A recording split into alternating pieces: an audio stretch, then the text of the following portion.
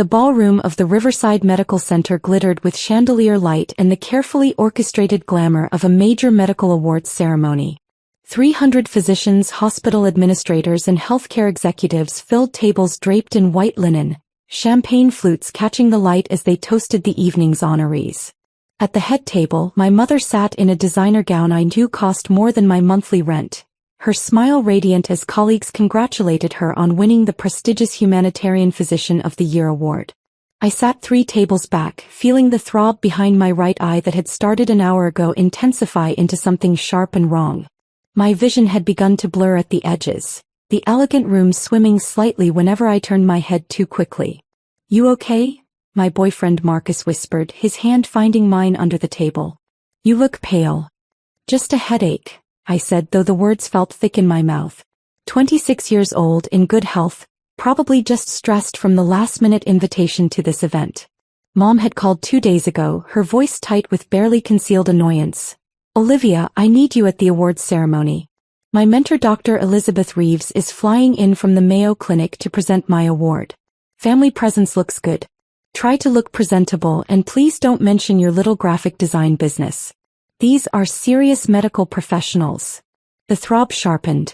I pressed my fingers to my temple, trying to massage away the pressure that seemed to be building behind my skull like a wave about to break.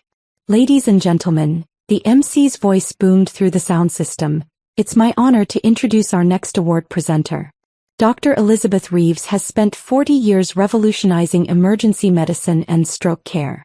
She mentored many of tonight's honorees during their residencies, including our Humanitarian Physician of the Year. Please welcome Dr. Elizabeth Reeves." Applause filled the ballroom as an elegant woman in her late 60s approached the podium.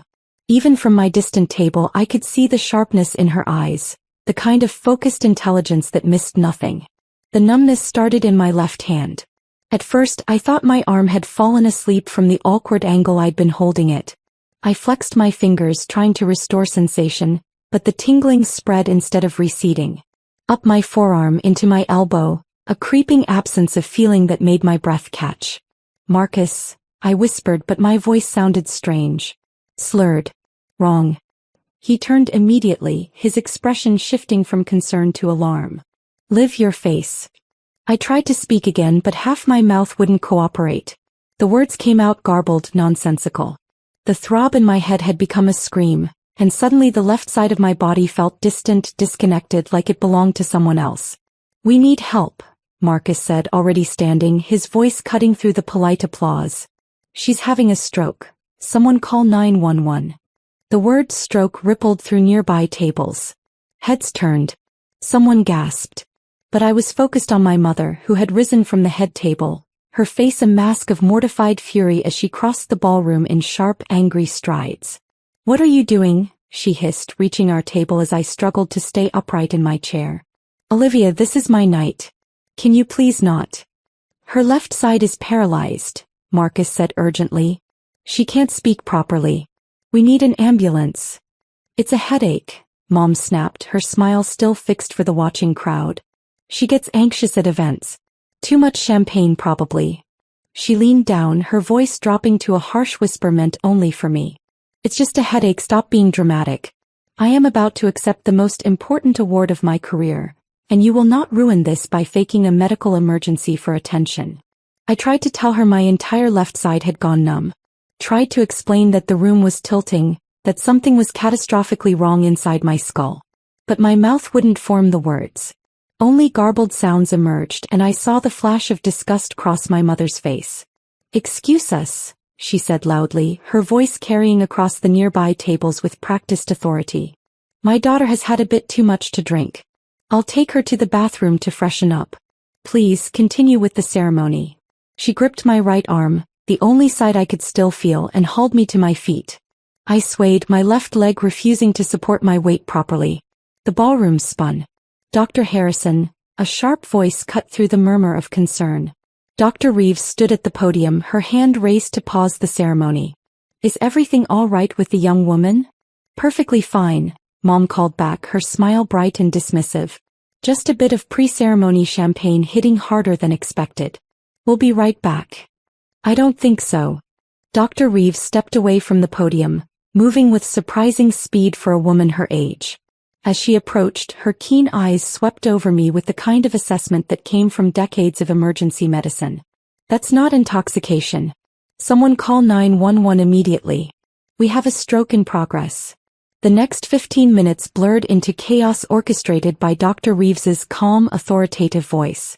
She had me seated again, checking my pupils with the flashlight from her phone, asking me to raise both arms, to smile, to repeat simple phrases. Each task revealed the devastating reality. My left side wasn't working. My smile drooped on one side. My words slurred into incomprehensibility. My left arm hung useless at my side. Classic signs of acute stroke, Dr. Reeves said, not to me but to the crowd of physicians now gathered around. Facial droop, arm weakness, speech difficulty. The window for intervention is critical. Where is that ambulance? On the way, someone called. 5 minutes out. My mother stood frozen at the edge of the circle, her face pale beneath carefully applied makeup. But she's 26. Strokes don't happen to 26-year-olds. She was fine an hour ago. Strokes happen to people of all ages, Dr. Reeves said, her tone clipped. Less common in young adults, yes, but not impossible. Especially with certain risk factors or underlying conditions. She looked directly at my mother. Dr. Harrison, as her mother and a physician, have you taken a medical history? Does she have any conditions that might increase stroke risk? The silence stretched too long. Dr. Harrison? She's never mentioned anything, Mom said finally, her voice defensive. She's always been dramatic about minor health issues. I assumed. You assumed. Dr. Reeves's voice could have cut glass. While your daughter was exhibiting textbook stroke symptoms, you assumed she was being dramatic? I thought. You thought about your award ceremony, Dr. Reeves said, and the disappointment in her voice made several nearby physicians wince. Your reputation. Your moment in the spotlight. Not about the patient in front of you exhibiting clear neurological crisis symptoms. The ambulance arrived in a flurry of paramedics and equipment. Dr. Reeves gave them a rapid briefing, her clinical precision ensuring nothing was missed.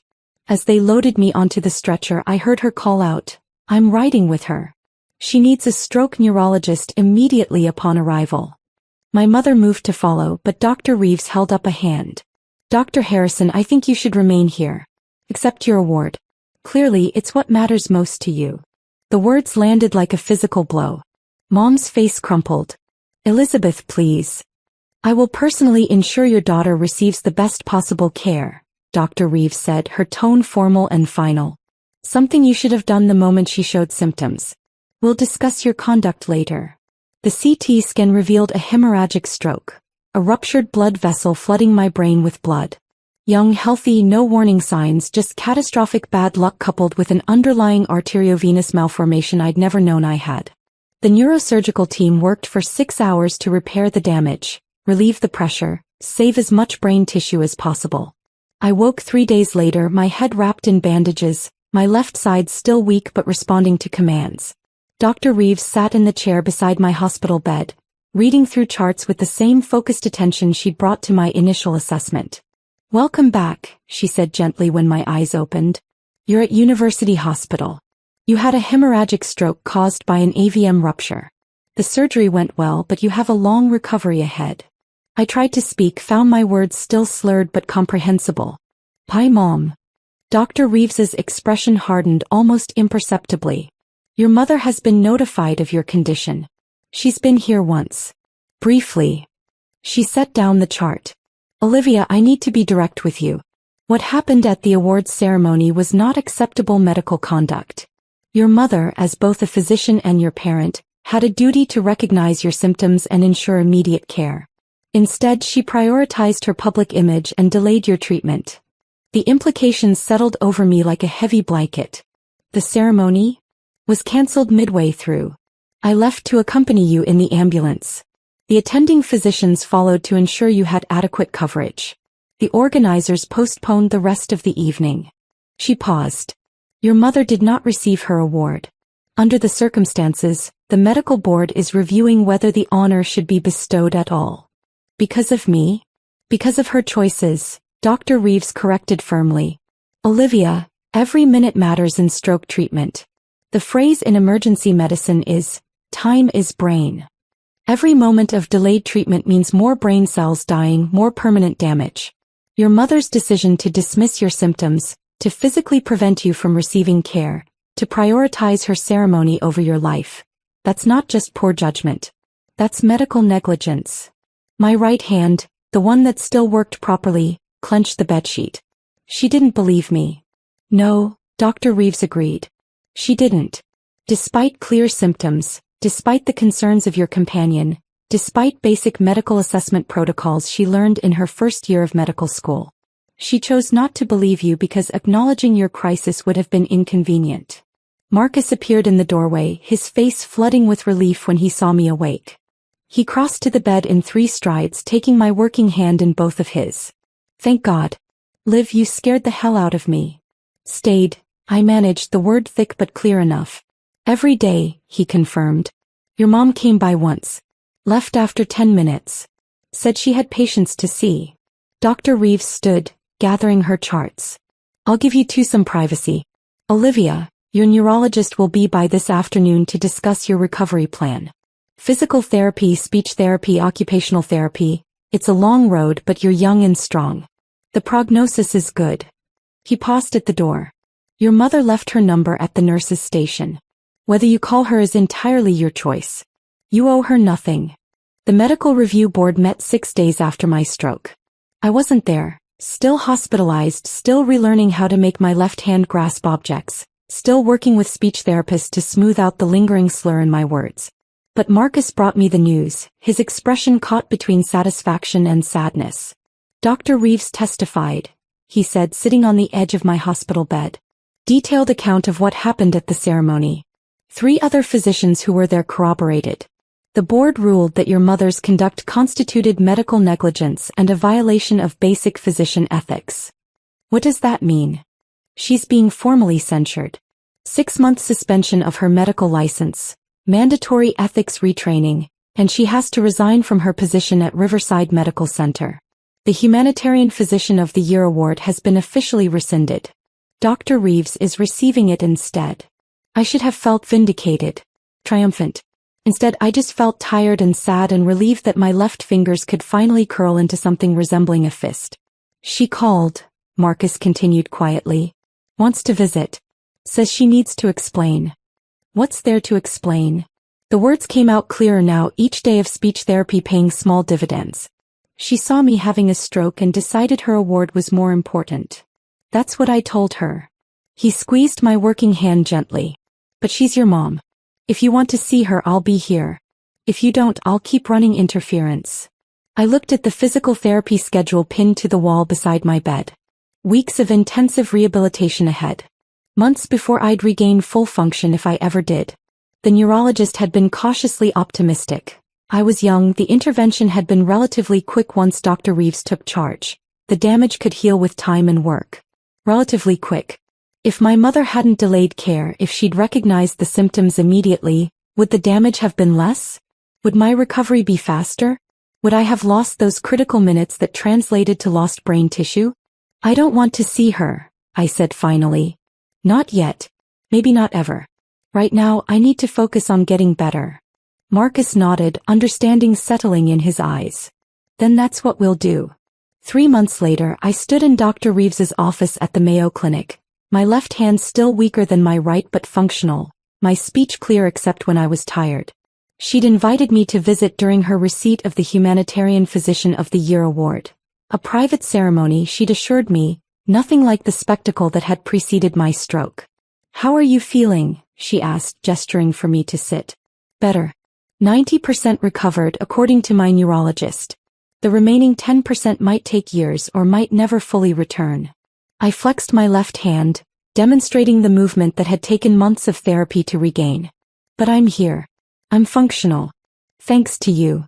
You're here because you're strong and you fought through a difficult recovery, Dr. Reeves said.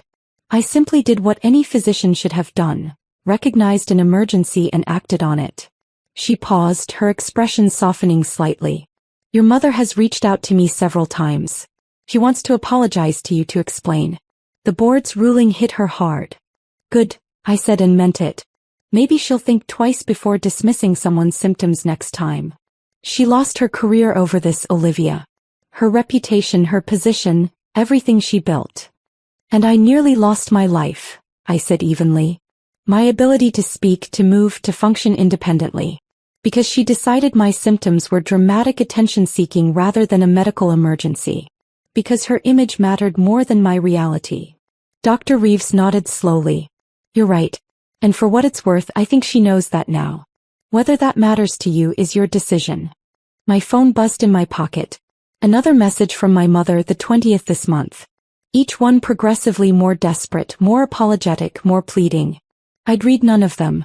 I'm not ready, I said. Maybe someday. But right now I'm focused on moving forward. I've got a graphic design commission. My first major project since the stroke. My client didn't care about the slight tremor in my left hand or the occasionally slow word retrieval. They cared about my work. As they should, Dr. Reeves said warmly. You're talented, Olivia. Don't let your mother's dismissal of your career make you doubt that. I left her office as the sun set over Rochester, Minnesota, painting the sky in shades of orange and purple. My phone buzzed again.